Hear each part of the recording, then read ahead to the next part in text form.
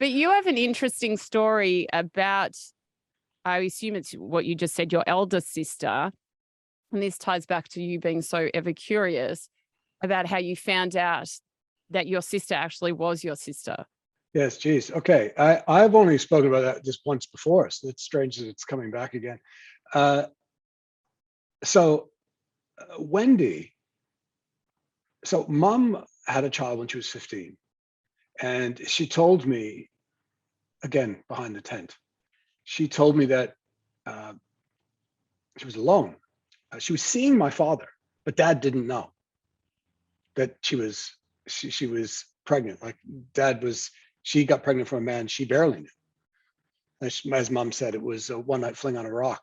Oops, that was her response. And but even in mom's as a 15-year-old, she knew that she couldn't raise her own child.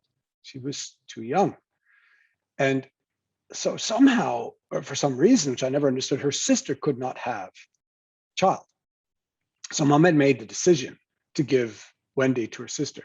Now, no one knew this. Dad eventually found out mom was pregnant, that she wasn't remarkably getting big just from eating. And he assumed it was his child.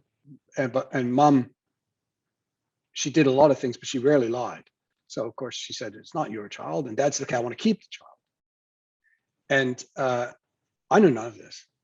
She was from quite a religious family, wasn't she, as well? Yeah, it's not that they were religious as much as the time was religious. Yes. And to have a child out of wedlock and at 15, Absolutely. Deserved a crime worse than death. It was silence and being shunned, and so and she sort of knew that as well.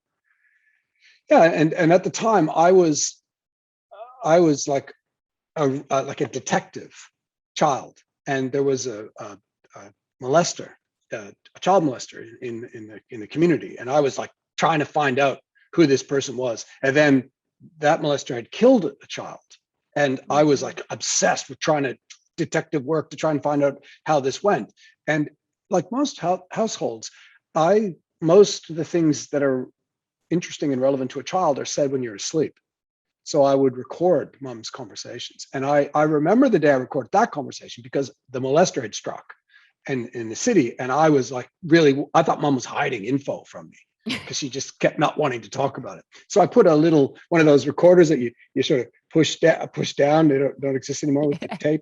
And I put it underneath the sofa. And I had done it before. It wasn't a new thing.